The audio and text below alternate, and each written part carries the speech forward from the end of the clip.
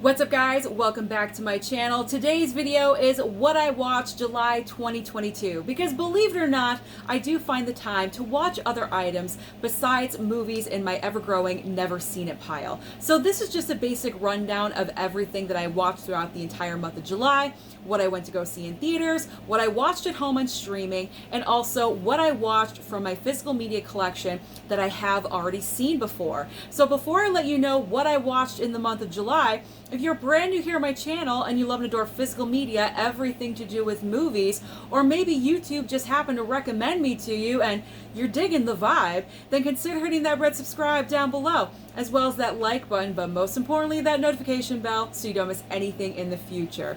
So I got my little list right next to me. I'm type A. I always keep track of everything that I'm watching. So here we go. I always start with movie theaters. What did I go to the theater to see?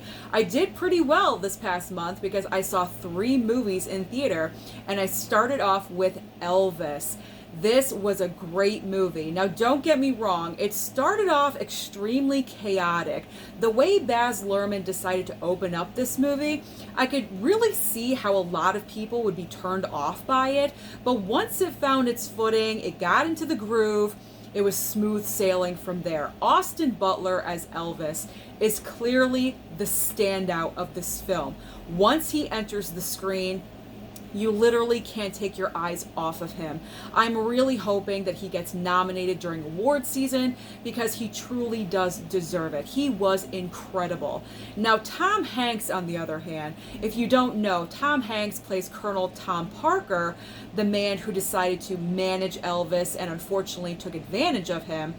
I'm not sure if Tom Hanks was the right actor for this part. Honestly, I probably would have preferred maybe an unknown older actor to play this role. I feel like Tom Hanks just was not the right choice. It just didn't work for me. I just felt like it was kind of like a parody situation. Every time he came on the screen, it was kind of laughable.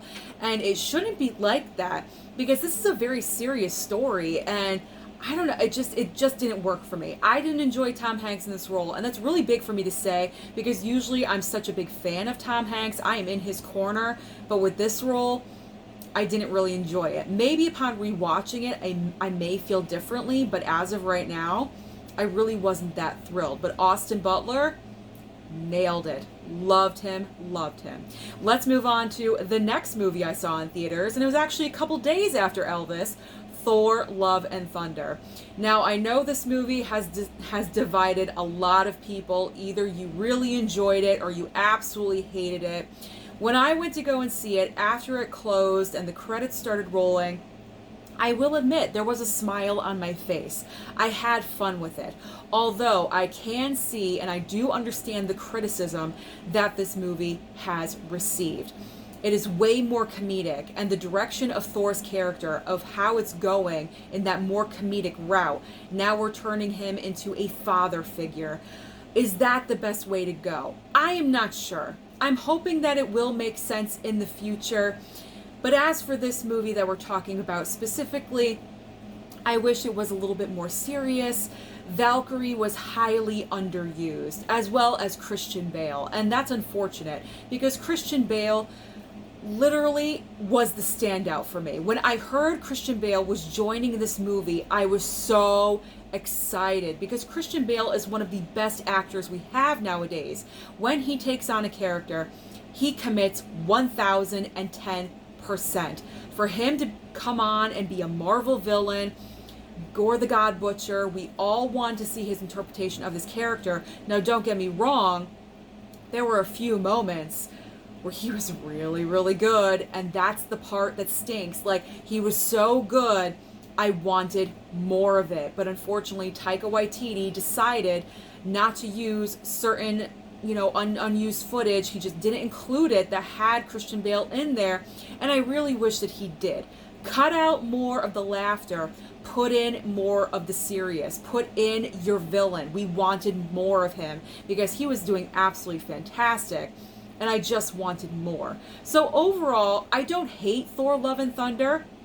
It's an enjoyable movie. bubblegum pop. That's what I'm calling it.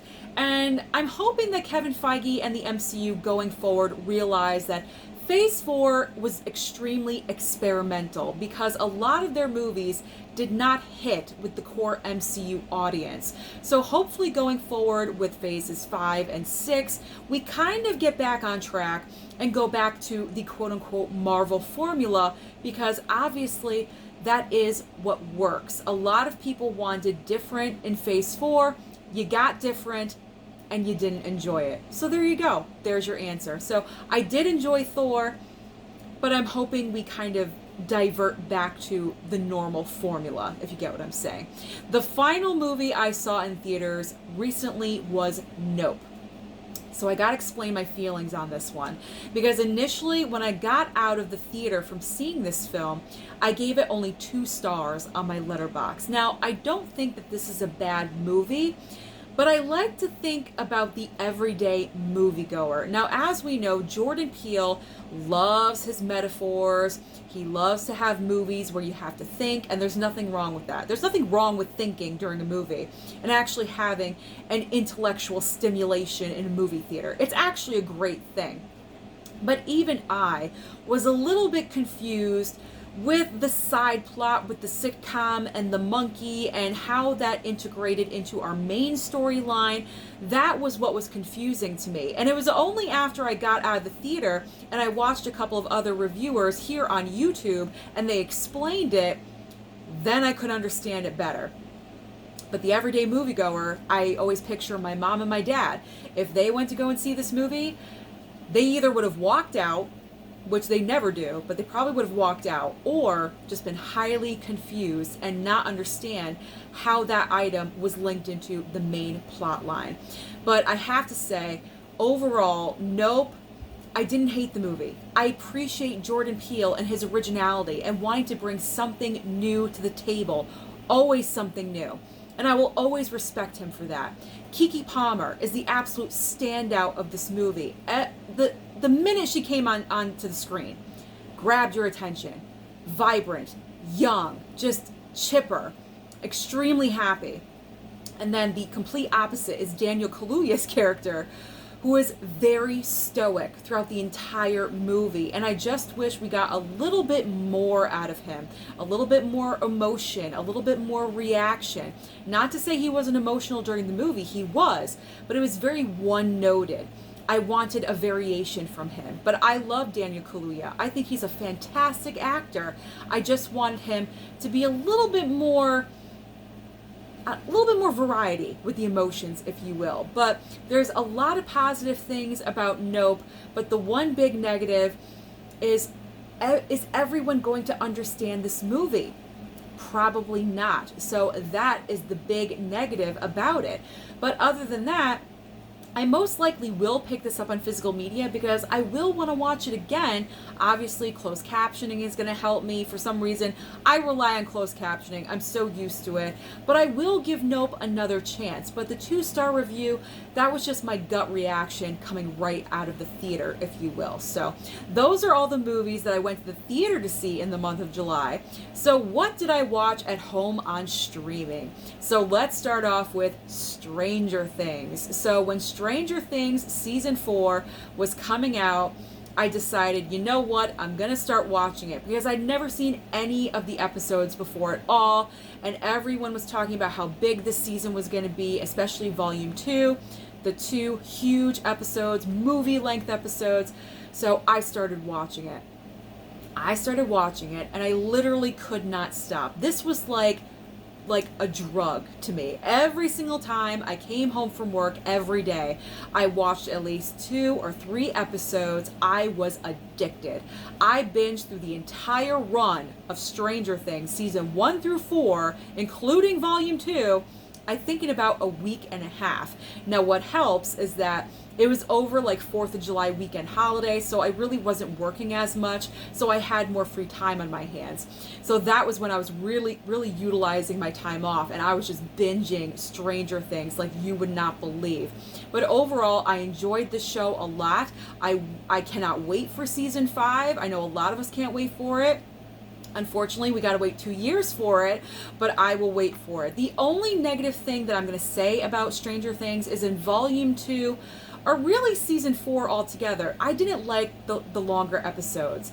I don't know how anyone else feels about that, but I feel like an hour was perfect, like 45 minutes to an hour, that was just fine. But especially those final 2 episodes being about 2 hours long, way too long for me. So I think in Season 5, they're going back to the regular formula, and I'm happy about that because the longer episodes just did not work for me. But other than that, loved everything. I'm addicted. What can I say? New show that I love. And I know that I will watch it again in the future. So you know I enjoyed it if that's going to happen.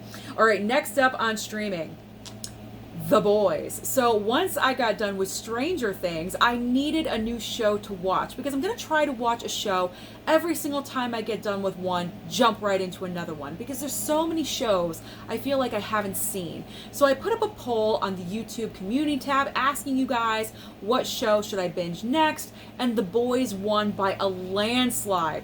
So I started watching it. I got through, I think, episodes 5 and 6 of season 1. And I stopped watching it, and I never picked it up again. So that means I'm not really a big fan of it. I'm not really sure why, because it is dealing with superheroes, you know, like the anti-superhero, the bad part, you know, them being bad, not really good. You'd think I'd be into that because I enjoy comic book movies, obviously Marvel, DC, but I don't know, there's just something about this show. It's just not clicking with me for some reason. I'm not really sure what it is. You got great actors, great talent, you got action going on. It's not like it's boring, but it's just not. I think the episodes are too long for me because they are an hour. It's kind of a little bit too long. I like half-hour programs better. I just feel like it makes a better binge. It feels like when I was watching The Boys, I was kind of watching my clock. Like, is the episode over yet? That's not really a great thing. So I'm not sure if I'm going to pick it up again in the future. We'll see. Never say never. You never know what Susan's going to do. So stay tuned for August, what I watch, because maybe I went back to it. All right. Then I watched The Gray Man on Netflix. This one was enjoyable. Directed by the Russo brothers, starring Ryan Gosling and Chris Evans. The only thing I could say about it was maybe I expected a little bit more out of it for some reason. Not really sure why. I think it's because it is the Russo brothers.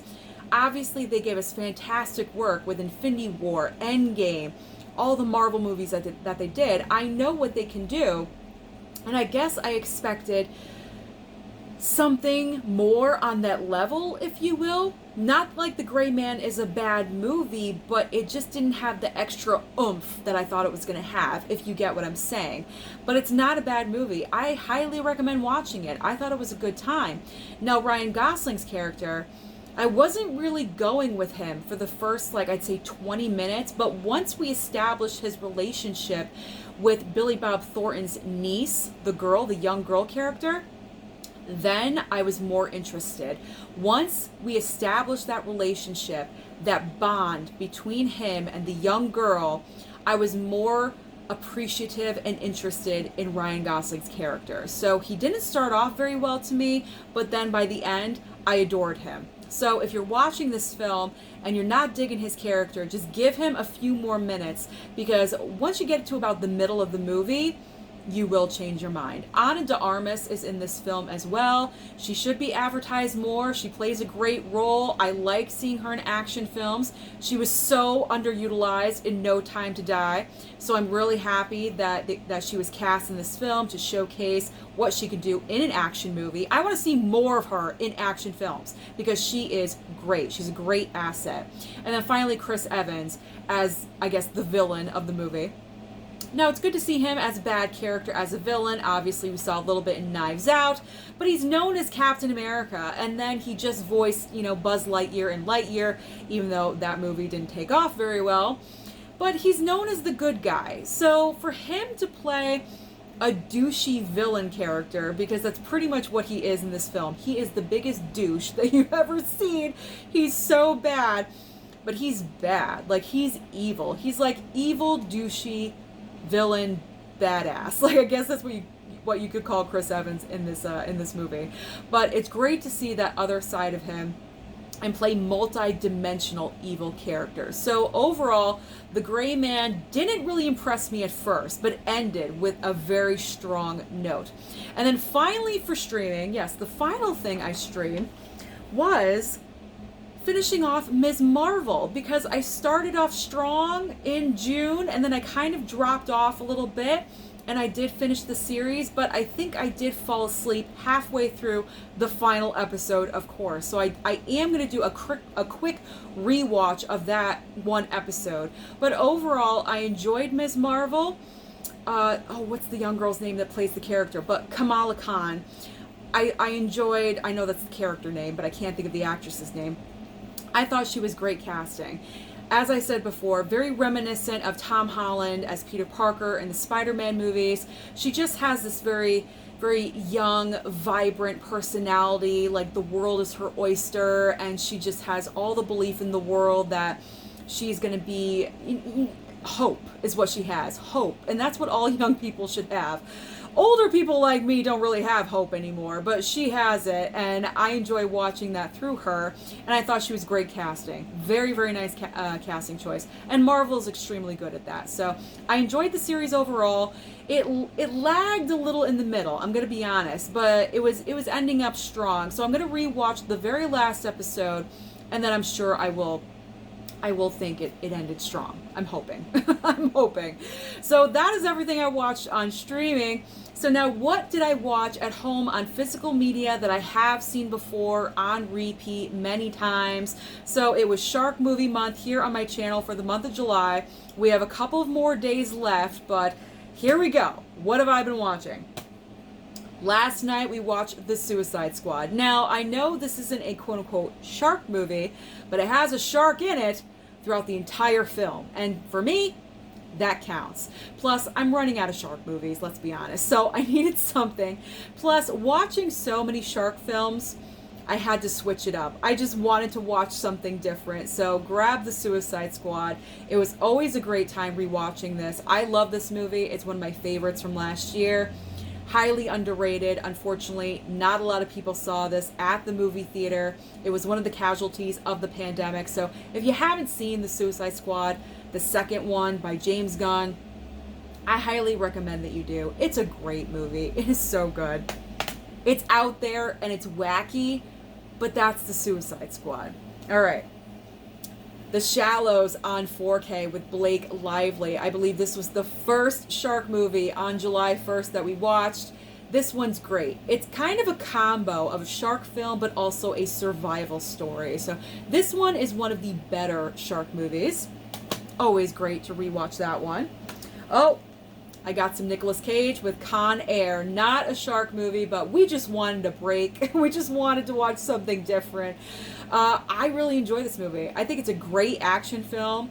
In my opinion, Nicolas Cage, wow, he's looking pretty good in this. Like, yeah, he's got, you know, the long hair and everything, but I'm digging it. He's all greased up and oiled up throughout the entire movie. I'm liking it. But it's an all-star cast of villains, and great crash scene with the plane in Vegas, the Hard Rock Hotel. I love all of that. So good. So great to see that, because it's been a really long time since I have. Okay. Oh, let's skip over to... Gotta watch the godfather of the shark movies, and that is Jaws. You know how I feel about this film. I've seen it so many times. It's in my top 5 favorite movies of all time. And then, of course, we have the sequels, Jaws 2, 3, and 4. Now, Jaws 2 is really not that bad. It's kind of an underrated sequel, actually. Even though I know Roy Scheider, who plays Brody in the films, didn't want to do this movie at all. He was contractually obligated to do the film, but it was pretty good. I mean, are the circumstances ridiculous? Absolutely it is, but what's the movie? It's ridiculous as well. And then Jaws 3, forget it. So cheesy, Velveeta. So ridiculous. And then Jaws 4, The Revenge is just one of the worst movies ever. Not even worst shark movie, just worst movies in general. Can I ask why all the sharks roar in these movies? Because sharks don't roar. They're not lions. I forgot to say that in my other video, but that was just really getting on my nerves. because it's very noticeable in Jaws: The Revenge. So I just wanted to point that out. Sharks Don't Roar. Next up, Deep Blue Sea. I watched this not too long ago. I think it was a couple months ago I watched this. So we watched this one again. Samuel L. Jackson, man, he still gets the shitty end of the stick. You know, like why couldn't he have just lived a little bit longer? You know what I mean? Like that part just always gets to me. But this one, as far as shark movies go, this one's in the higher ranked end of the shark films. It's not bad. It's ridiculous, yeah, but it's on the higher end because the other movies, ooh, those were bad. Those were bad. Next up, recently rewatched Great White. So when I first watched this movie, I criticized it. I said this film is like garbage. But after watching all those horrible Walmart shark movies, this is like a Best Picture winner compared to all those other movies. So I'll take this one any day of the week. My mom actually enjoyed this one. She said it wasn't too bad. It honestly wasn't too bad. After rewatching it again, I was like, you know what? That was decent. So if you see it out there for like $5, pick it up. It's not bad. It's not horrible. Gotta have the Meg with my man Jason Statham. There he is, right there, Jason Statham. He's gonna get that shark. This one's fun.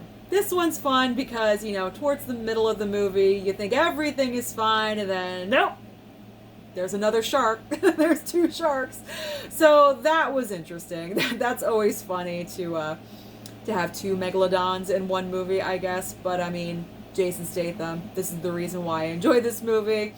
It's okay. It's a good watch. It's just a good turn your brain off, eat some popcorn, enjoy a soda, a cupcake, like whatever it is. Just binge eat and watch a cheesy shark movie. And actually, this one impresses me because this shark looks like the shark that's in the movie. The shark in this film does not disappoint, whereas other sharks in other movies have been disappointing me by what has been on the cover, and then when you're actually watching the movie, you get a guppy. You know, it's like, it's not as great. So, the final movie we watched, my man Nick Cage again, The Unbearable Weight of Massive Talent, because I recently picked it up and I wanted to rewatch it, and I wanted my mom to see it too because she enjoys Nicolas Cage as well. So this one was fun. I went to the theater to see it, had a good time. It came out on physical, and watched it a few days later. So that is everything that I have been watching in the month of July. So let me know down below, what have you been watching lately? How many times did you go to the theater? Don't forget to like and subscribe before you leave, and I'll see you next time.